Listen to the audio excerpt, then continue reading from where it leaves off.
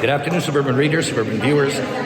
I'm Beryl Wiseman, editor-in-chief here. I'm here with my great friends Warren Kinsella and Ben Mulroney. They're here for the Foundation for Genocide Education on weaponizing genocide, pulling aside the curtain on the disinformation and the hate and the propaganda. Warren Kinsella, storied political operator, ran the war room for Prime Minister Chrétien, author of Recipe for Hate, author of The War Room. Ben Mulroney, you know him from broadcasting, but his show, The Ben Mulroney Show, from Corus Entertainment, is a must hear. Just find it. And read Warren Kinsella's column in the Toronto Sun. They are voices that we need today, but not just because they are voices about anti-Semitism. We're here at an event. They're in Montreal. The event is called Weaponizing Genocide, taking apart propaganda of hate and misinformation. But more than that, they're not just speaking to anti-Semitism. They're speaking to what we have to be as Canadians, and we have to be as Western liberal pluralists. And if there are two people in this country, almost uniquely, who are still reflecting Thomas D'Arcy McGee's brilliant comment and brilliant plea in the 1860s, when he said, there is room in this Northern Dominion under one flag and one set of laws for one great people. There is no possibility for that greatness under that same flag and those same laws if we succumb to 100 squabbling particularities. And that's what we've been seeing in Canada. We're losing our values to make everybody happy, and the voices that we're making happy are the voices of hate.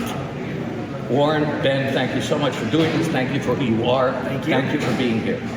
I have to ask you, we go back 30 years, you got hate for your books on right-wing anti-Semitism in the 90s. Then the later book was Recipe for Hate in 2017. What made you go out and really become the preeminent voice today on what we're seeing in Canada? Well, I don't know if I'm a preeminent voice, but I'm one of the voices. I'm sitting beside somebody else who's I'd say a preeminent. I'm getting to Ben. It's just the way I was raised. It's being the son my parents raised. I was born in Montreal, and near Snowden. So all my friends growing up, Jewish friends and Catholic friends, and when I encountered anti-Semitism in real life, and I'm going to be talking about that tonight, that's when it kind of jumped off of the pages in my school books, and it affected me. Remembered it, and as a journalist and as a citizen, as a lawyer, it became a focus in my life. And you once told me that your father taught you something about anti-Semitism. Yeah, he did, and we both share a lot of memories of our father. Yeah, and it's just how he brought me and my brothers up, my mom as well, and I think.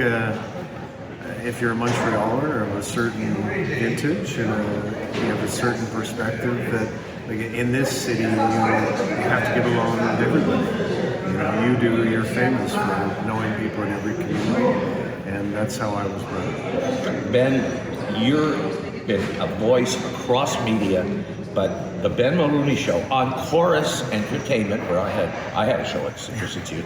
Find it and listen to it. No more entertainment. This is the hard Ben Mulroney, but yeah. Your dad was storied for his speeches on anti-Semitism. One of his last public addresses. It was his last public address. Was on anti-Semitism. That's right, in New York City for the World Jewish Congress, where I think he was the first Canadian ever to win the Theodore Herzl Award. But what's interesting is I remember being on a beautiful summer day in Montreal with him 30 years earlier. He said, "What are you doing today?" I said, "Well, hopefully I'm sitting by your beautiful pool." And he said, "No, I need you to come to a synagogue with me because I'm giving a speech." And we sat in the basement of the synagogue, and he gave the first iteration of that speech. It was entitled, "Israel is the New Jew." So he had been thinking about that very topic for 30 years. And in his office, he had a framed old poster, a sign that said, "The Irish need not apply for jobs," and he's always struck about the forward march of progress for every cultural community with the exception of the Jews. there could be these leaps forward, and then there would be these massive steps back. And he was always taken and struck by the unique predicament of anti-Semitism and why it's so pervasive and it does not go away. And yet every other community seems to have this march forward towards progress and equality and acceptance. And he had a great institutional memory. We would talk sometimes about the fact that the longest-serving mayor of Dublin, Robert Brody, was Jewish, that Eamon de Valera's mother was Jewish, that he remembered that Isaac Herzog, the grandfather of the current Israeli president, and the father of Chaim Herzog, General Chaim Herzog, was Chief Rabbi of Ireland. He remembered all this. Like, we were talking about baseball. It was great. You remember, he had a memory unlike anyone else. He could remember people's names from 55 years ago that he might have met once. You have gotten enough threats over the years, particularly in the early 90s. What's been the threat level, if you like, to you, particularly in the past couple of months? It's been increased. I suspect it's nowhere near what my friends in the Jewish community experience, so I don't complain about it. What I've noticed about is how industrious and how awful these people become. My partner is a Zionist like me. We just got back from Israel, filming a documentary. She just went to learn about cooking, chefs in Israel. By the way, give it a plug. It's called The Campaign. I don't know when it's coming out. Yeah, at the end of the year, the documentary, and anybody we're trying to edit it. We're fundraising to complete the process. So anybody who's interested in contributing, we'd love to talk to you. But she's been put on a list in Little Prince Edward County where we live.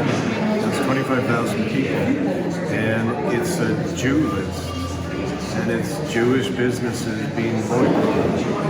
And my partner's business is on there because she's a Zionist, because she's with County me. is supposed to be like God's laker. It's everywhere. And so to answer your question, that I think is the qualitative difference.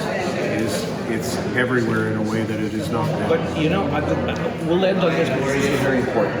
Yes, it's in a way it's never been because Iran funded it. It started a week before Israel ever entered Gaza. What I try to get across to audiences is there are a lot of historical things happening. Over half the Arab Muslims in the world are at peace with Israel and the Abraham Accords. Western Europe is legislating against Islamists like never before. Do you find that message, the positive side of the message, is missing? Yeah, I absolutely do. Because what I see on my Twitter feed is what the algorithm feeds me. It's feeding me the negative, and it's feeding me the shock, and it's feeding me the disappointment.